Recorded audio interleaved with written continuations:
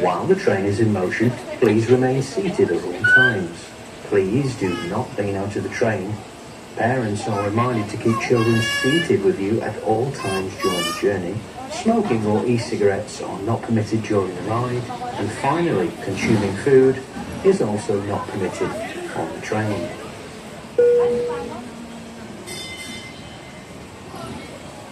Shortly after the Great Siege of 1565, Grandmaster La Valletta embarked on the construction of a new walled fortified city known today as Valletta. The construction included 30 bastion artillery fortification walls varying in height between 18 metres and 50 metres. Several deep ditches were also dug around the fortifications, and 2 gates were built, which are known as City Gate and Marchesment Gate.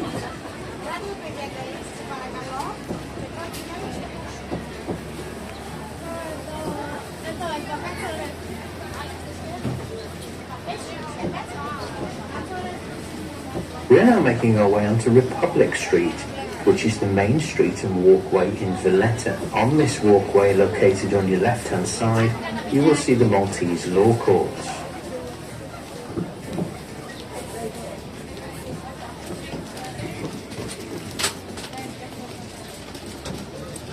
On your right-hand side, you will see the entrance to St. John's Co-Cathedral.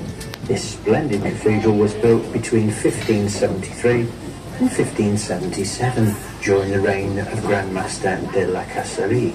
In this cathedral, one can view Caravaggio's masterpiece, The Beheading of St. John. One can also visit the Cathedral Museum, which contains priceless works of art, ancient hymn books, sacred vestments, and famous Flemish tapestries.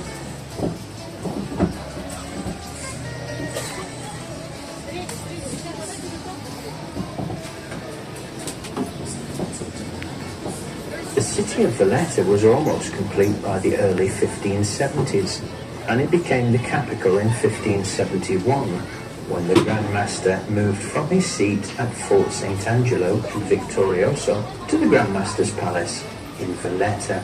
Eventually, building projects in Valletta resumed under British rule. These projects included widening gates, demolishing and rebuilding structures, widening roads, and building newer houses. The Malta Railway linked Valletta from the city of Mdina from 1883 to 1931.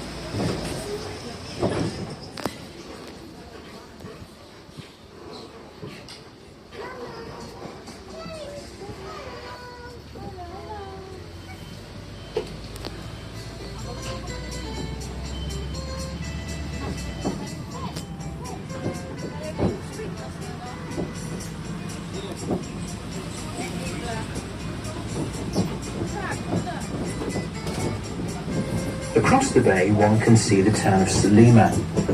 Salima, which means peace and comfort, was once a quiet fishing village on the peninsula across from Marshman's Harbour, from Valletta. Today, the town of Salima is known for many shops, restaurants and cafe outlets. Salima is also a commercial and residential area that houses several high-quality 4- and 5-star hotels. Salima also has an impressive seaside promenade, which is very popular to walk along during the summer months. One can also catch the local ferry service, Valletta Ferries, which operates directly from Valletta Water Polo Pitch to the Salima Strand Jetty.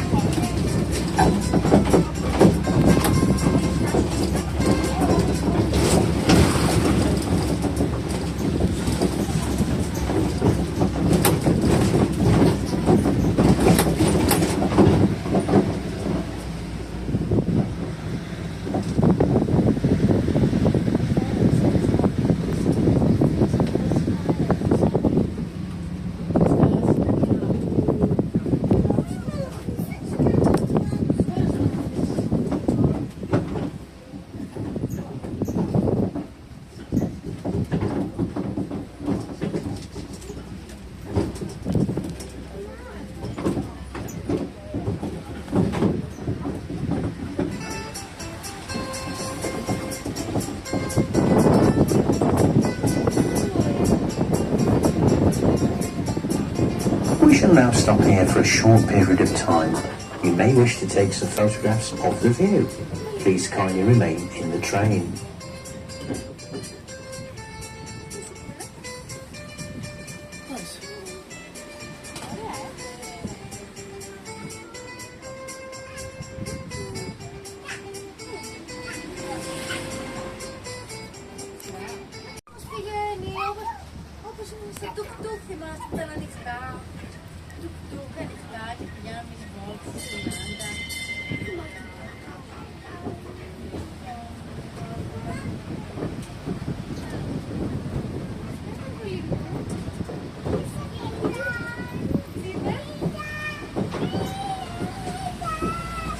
If you look to your right now, you will see a large old palazzo which is called a Burj de Bavière. The building was built in 1696. It was used by the British military in the 19th and 20th centuries during the Second World War. It was used as a hostel for homeless people during the bombing campaign of World War II. The building is currently used as the offices for the Land Authority Department.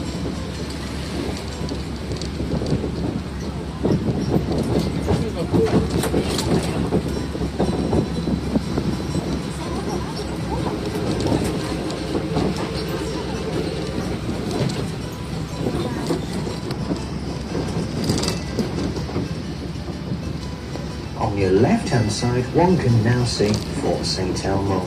The historic Fort St. Elmo stands proudly at the extreme end of the Valletta Peninsula. Late in the 15th century, when the island was under Aragonese domination, a modest fort was built. When the Knights of St. John decided to settle in Malta in 1530, they immediately thought of strengthening and extending the existing fortress. It was only after a devastating Turkish raid in 1552 that the fortress was then rebuilt and new defences were added. The new plan of the Great Fortress was designed with the shape of a star. 4 towers stand on the angle spots to control the entrance to the 2 harbours either side of the fortifications. New solid constructive walls enclosed the perimeter of the fortress. These were once again soon to be put to the test when they came under the harsh onslaught of the Turkish forces during the Great Siege of 1565. The National War Museum is located in Fort St. Elmo in the building known as the Old Drill Hall. The museum's collection on display focuses on the 2 world wars, 1914 to 1918 and 1939 to 1945. Shortly on your left-hand side, you will see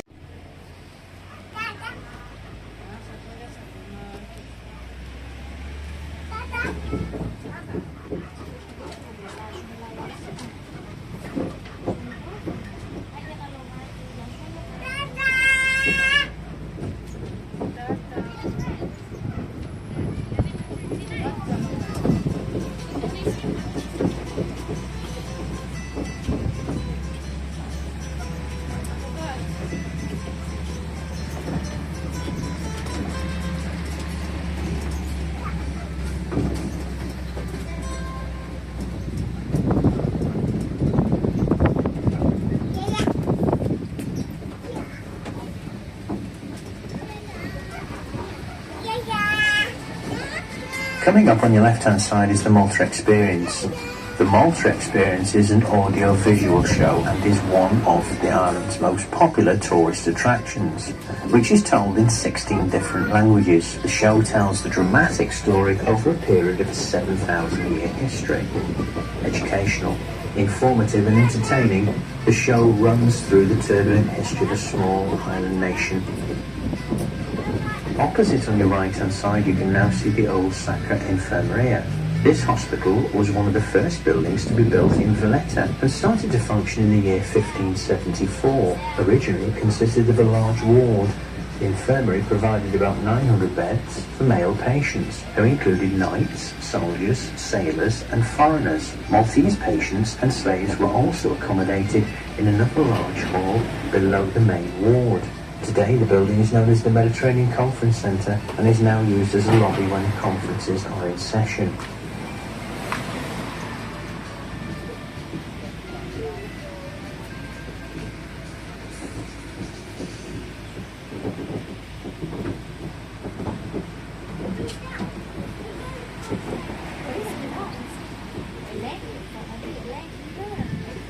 On your left-hand side, you can now see the Siege Bell War Memorial. This memorial commemorates the victory of the Allied forces during the Siege of Malta from 1940 to 1943. Almost 1,500 civilians died during the Second Siege of Malta. The monument was designed by the British sculptor Michael Sandel to commemorate the 50th anniversary of the presentation of the George Cross awarded to the Maltese Islands. If you now look to your right at the top of the Bastion Wall is the beautiful Lower Braca Garden. Among the trees and the flower beds in the centre of the garden stands the monument in the form of a Greek Dormic temple to the memory of Sir Alex John Ball, who died in the year 1810. Sir Alex was one of the leaders of the Maltese insurgents against the French in 1798, when the French troops surrendered and the British annexed the Maltese Islands in 1800. Sir Alexander was nominated commissioner and he later became the first British governor of Malta.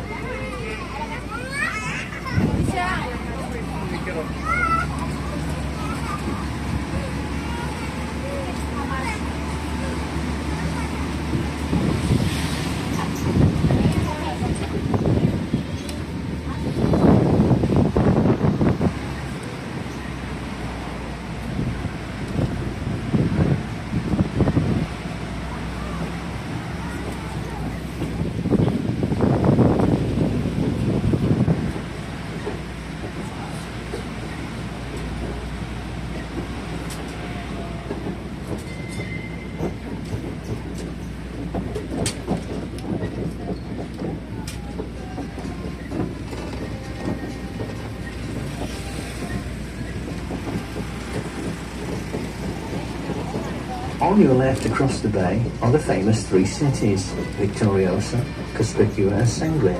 The Three Cities offer an intriguing insight into Malta and its history. Left largely unvisited, these cities are a slice of authentic life as well as a glimpse into Malta's maritime fortunes.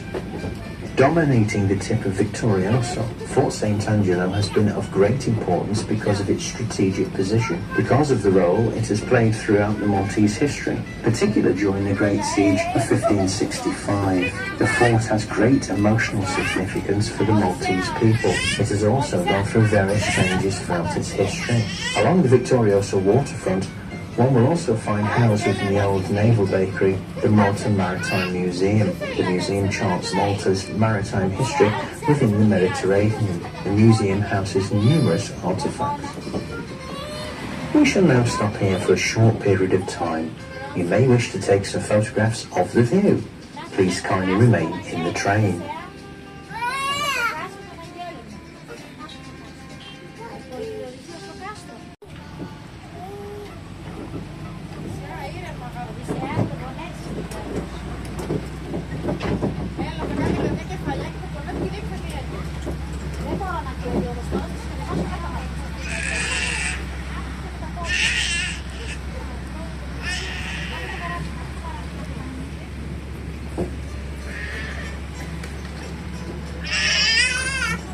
If you now look to your right up the side street, one can see Victoria Gate, which leads back into the city of Valletta. Victoria Gate replaced what was originally the Del Monte Gate. After its demolition, the Victoria Gate was built in 1885 and named after Queen Victoria, then the reigning sovereign of the Maltese Islands.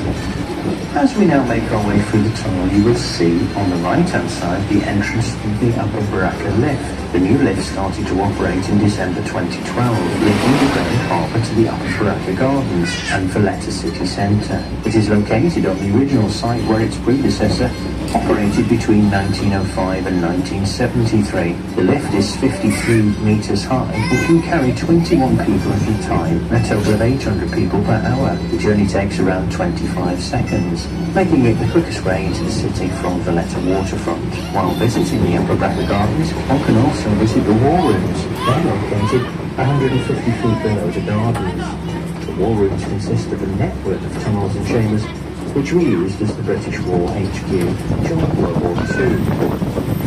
One could also catch the local ferry crossing to the Three Cities when exiting from the lower level of the Baraka lift.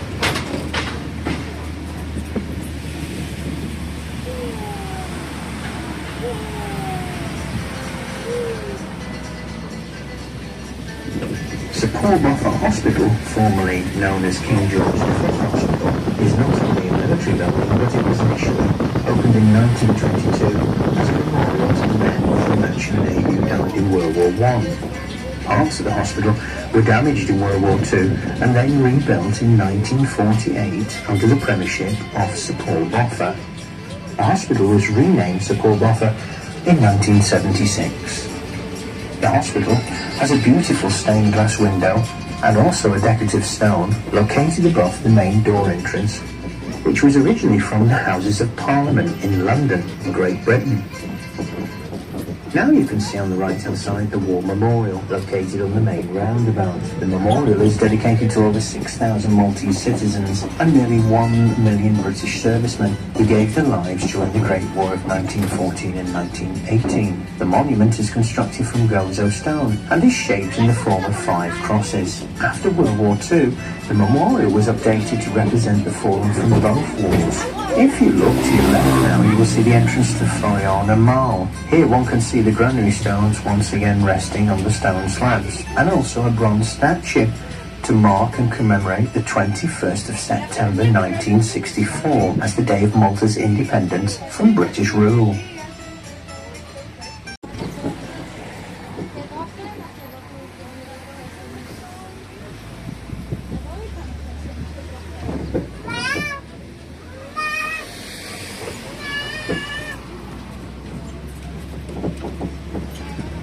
Now on your left-hand side, you can now see the Phoenicia Hotel.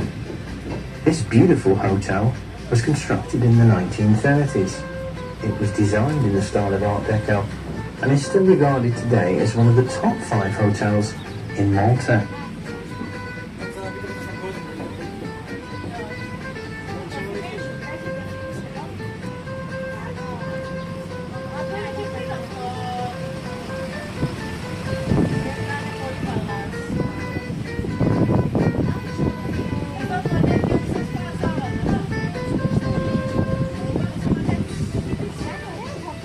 Coming up shortly on the left-hand side is the magnificent refurbished Triton Fountain. The fountain originally became operational on the 16th of May 1959. However, the fountain deteriorated over subsequent.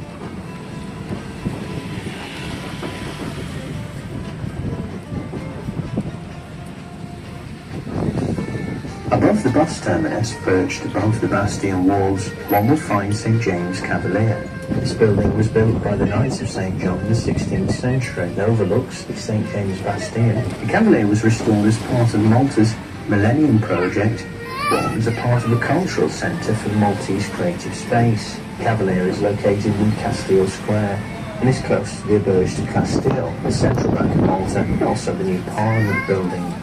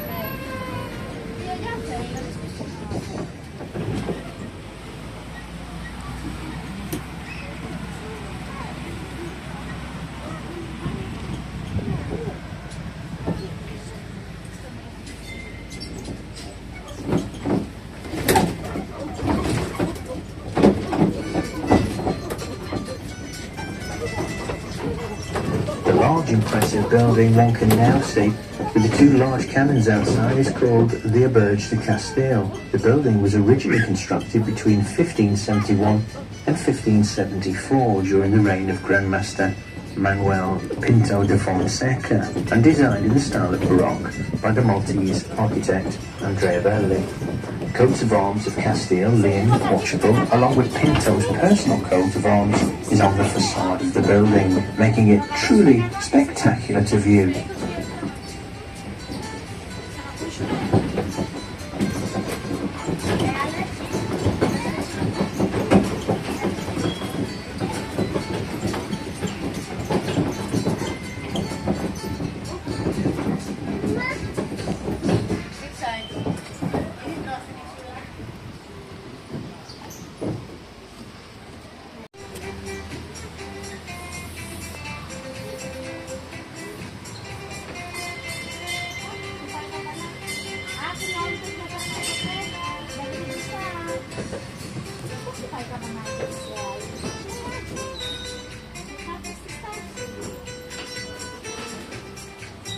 For further information about our wonderful Maltese islands, you can visit the Tourist Information Office. The Information Office offers many free brochures and pamphlets available in many languages. Please ask our driver for directions. Sadly, we're now nearing the end of our train ride around the city of Valletta.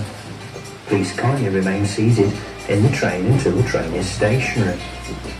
We'd like to remind you not to leave any valuable items behind when you leave the train. However, if you'd like to leave a small tip for our driver, it would be much appreciated. If you've enjoyed your train adventure today, please visit our Facebook page and give it the thumbs up, or you can visit our TripAdvisor page. We'd like to thank you for joining our train ride today. Enjoy the rest of your holiday here on our wonderful Maltese islands. See you again soon.